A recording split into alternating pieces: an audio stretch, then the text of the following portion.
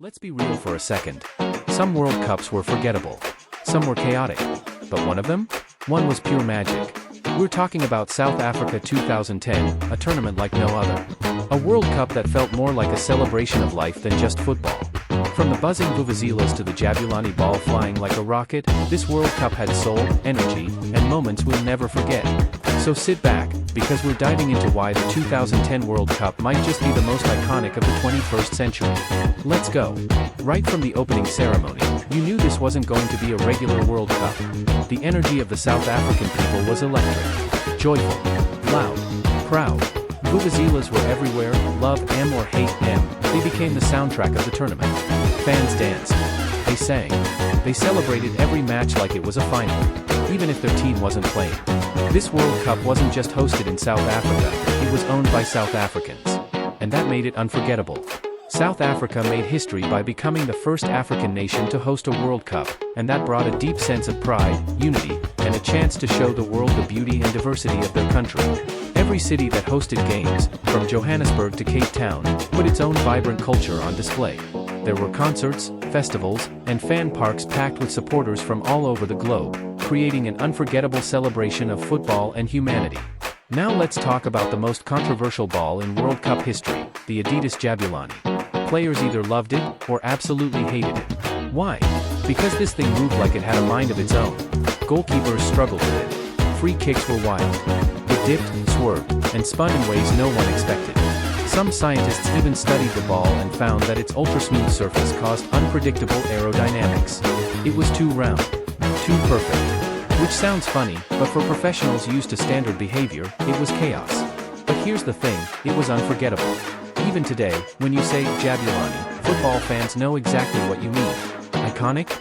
Definitely. Predictable? Not even close. 2010 also gave us some of the cleanest and most memorable football kits ever. Let's talk about a few standouts. Germany brought that classic white with sharp black lines, total boss energy. Ghana's kit? A vibrant explosion of red, yellow, and green. Beautiful. South Africa's own kit? Green and gold, loud, proud, and symbolic. And don't forget Japan's samurai blue, elegant and strong. Even teams like Nigeria and Mexico brought flavor to the tournament with bold patterns and national flair.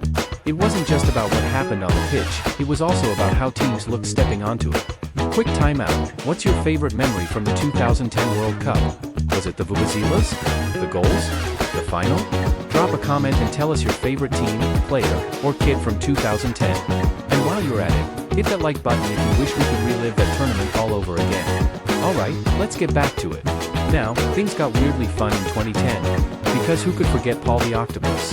Yep, an actual octopus became a global star by predicting match results. And get this? He got 8 out of 8 predictions right, including Spain beating the Netherlands in the final. Paul became a media sensation. Memes, news stories, merch. He lived in a tank in Germany and would choose between 2 boxes, each marked with a national flag. Whichever box he touched first, that team won. Simple. Spooky. In a World Cup already filled with magic, the octopus added a little mystery to the madness. Rest in peace, Paul, football's weirdest icon.